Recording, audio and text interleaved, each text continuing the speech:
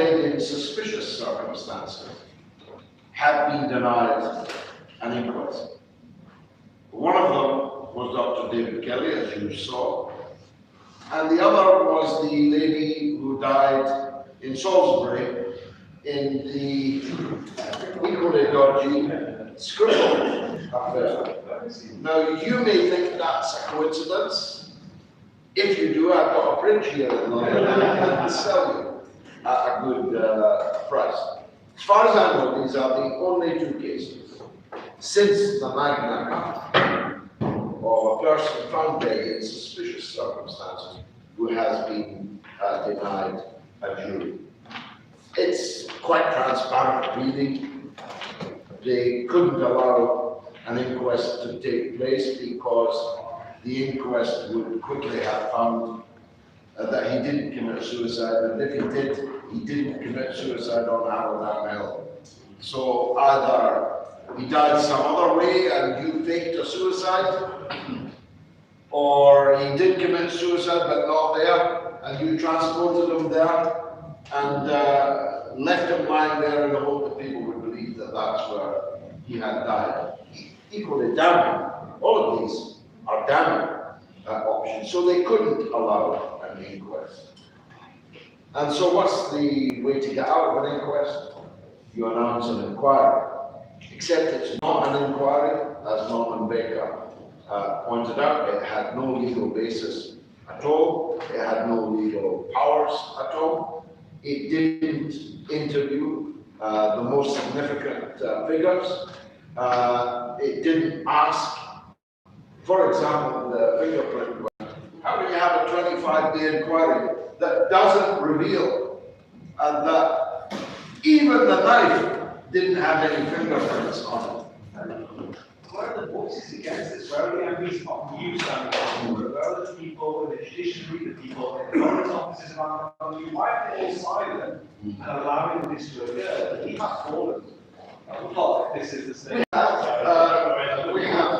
We did have many. We had an anti-war movement then that was very much bigger than it is now and very much better than it is now. We did have demonstrations every day outside the Hutton inquiry. We staged a ritual burning of the inquiry and of the inquiry report.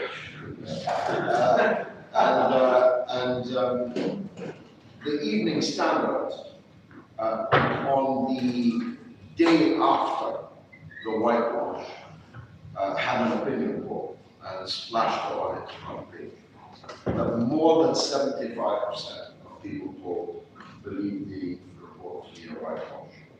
So it was fatally hoped as a piece of political theatre. The problem is the lessons of it are all forgotten. So here we have either a murder or a faked suicide. I'll tell you my own theory. I can't prove it, but what I believe actually happened to David Kelly. Because you see, when you have maximum security clearance and you're thought to have gone rogue, you immediately become a maximum security threat. And so I believe that Kelly was rigorously, ruthlessly interrogated in an MI5 safe house and had a heart attack and died. And somebody decided that that was a worse look than faking a suicide and carting the body to Harrow Hill. That's my hunch. Not because I don't think that the British are capable of killing people in our own country. Of course, they are.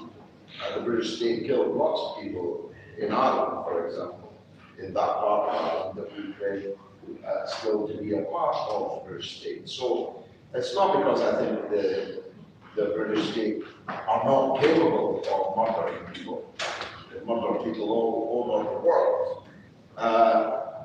But in this circumstance, it's my hunch that he, well, I know that he was being interrogated in an MI5 safe house in Southend of all places. I even know the street and I even know the house. But I don't know that he died there. But it seems to be a reasonable hypothesis that he died under interrogation. And some idiot thought, well, look, just 2 days ago, this man was the top of the news cycle. He was on the front page of every newspaper. And now he's dropped dead in our safe house in Southend. What we want to do about this? I've got an idea. Let's cut his wrist and carry him to Caravan Hill. That is what I think happened. Others, like Dr. Halpin and others, I believe that he was pummeled. Gentleman right at the back, and I'll distinguish between you gentlemen. Thank you, sir. George, I heard Mai Pedersen's name mentioned. She was said to be his best friend who was certain he wouldn't have killed himself. Did you reach out to her for any comment?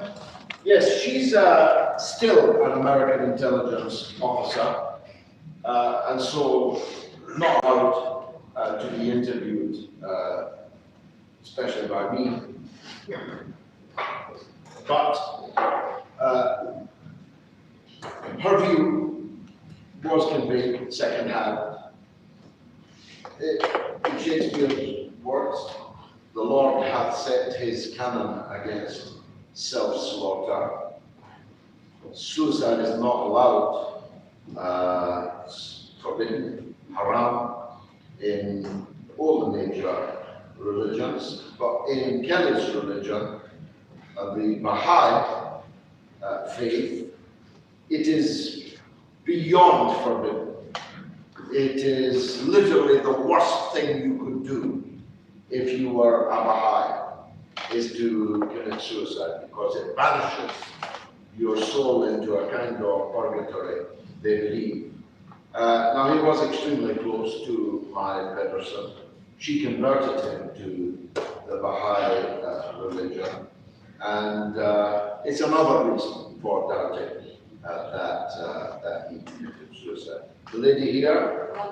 I just wanted to make a comment at the end where he was being accused and then he said that his family was behind that. How strange was that? I'm thinking, 14 years if they after. wanted to put their own, post, I couldn't see the reason for that, but the observation that everyone should realise that now, although that was a really botched job, and maybe we were more naive in those days, draw your attention to the fact that Annie Jacobson, a researcher in America, has informed us about the new program that is run by a secret military in the United States called signature reduction, in which they do have fingerprints of anyone that they want to get, and they use gloves in which to place them. So whatever crimes the CIA or whoever's going around committing, they can leave prints now, and it makes me think that this kind of thing, will probably never happen again, and we will never be able to investigate, who did what.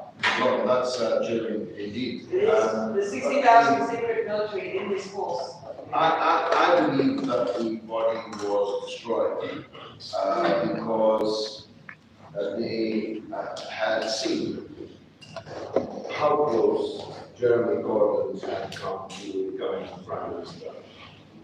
He was, I remind you, 3,500 votes away from being the Prime Minister of Britain.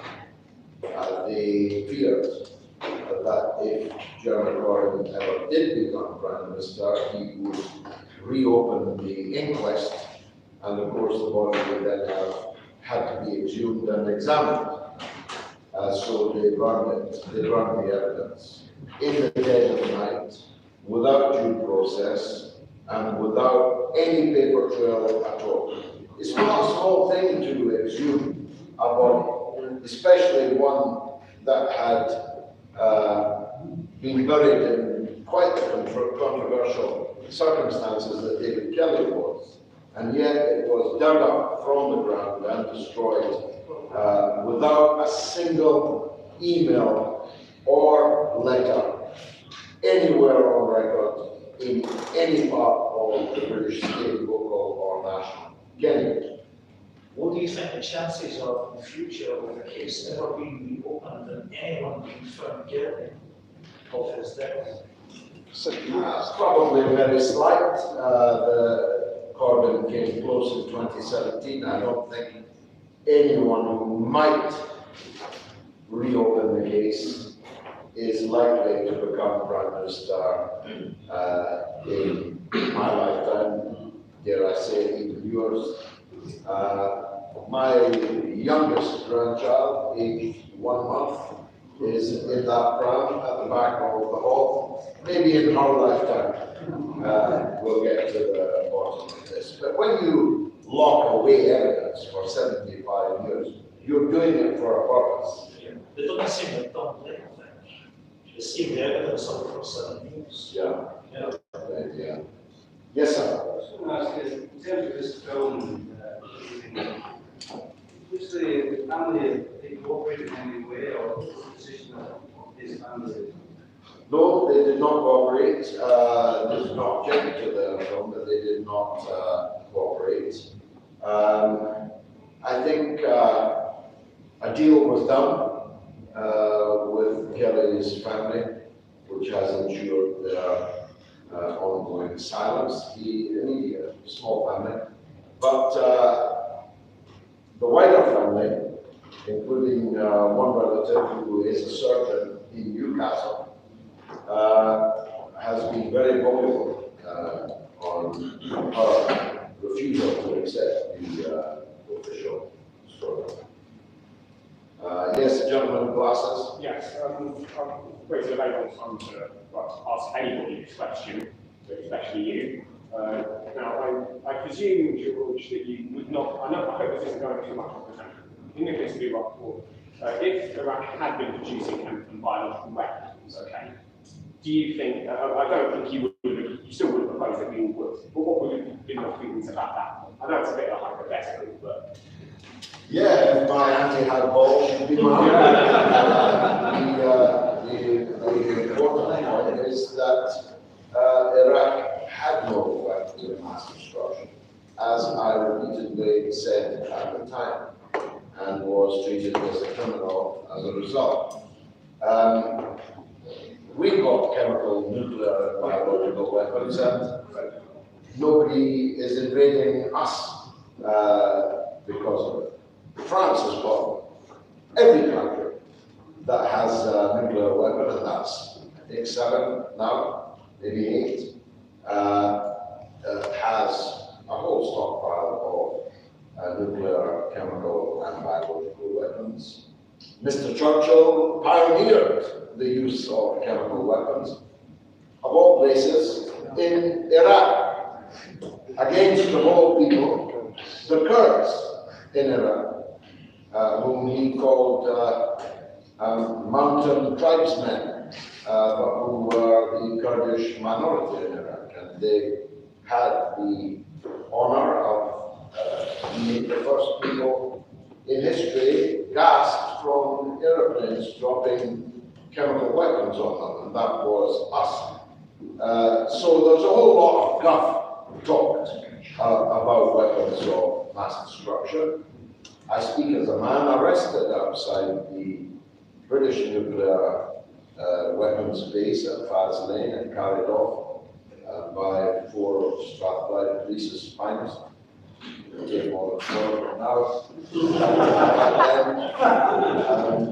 It was, so I'm against weapons of mass destruction, is my point. But I've never understood the argument that some countries are allowed to have them, but others are not.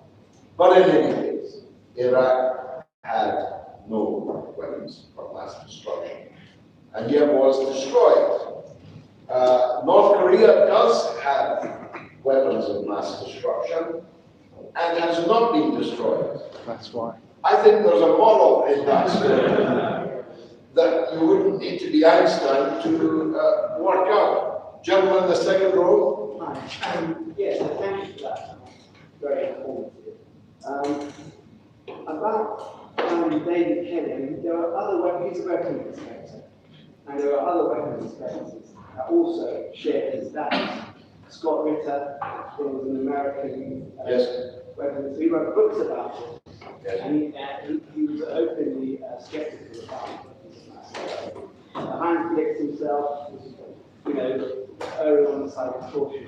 So what was it that David Kelly has done to deserve what the film is trying to? Well, Can I he did it can I just first. say something? Yeah.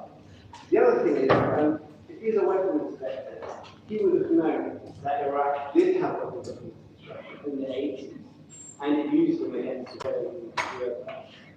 And he knew that those weapons of mass destruction were sold to Saddam Hussein by most of NATO and Soviet bloc, including the UK. And so, but then there was like a 10-year inspection of Iraq between 91 to 98, and they practically destroyed everything. So I'm not really clear what he's done to deserve it. I don't think he was killed for what he had done, but I think he died because of what he might do. He had, at that stage, only spoken off the record to a BBC Newsnight journalist and Andrew Gilligan of the Today programme. But at the point I made earlier, when you got maximum security clearance, you know everything. And when you lose that maximum security clearance, you become a maximum security threat, because having lost it, you have no longer much to lose, and you may go completely rogue. But what Kelly did, he did before Scott Ritter, before the others, and he was also the most senior British arms inspector.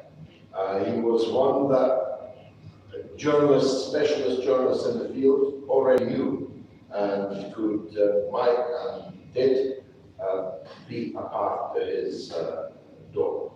But no, if he was murdered because of fear of what he might tell. Perhaps he knew what Jeff Hoon was going to reveal that would have brought about the immediate downfall of the Prime Minister. And if he did, that would make him a very dangerous guy indeed. Gentleman at the front. Thank you, George.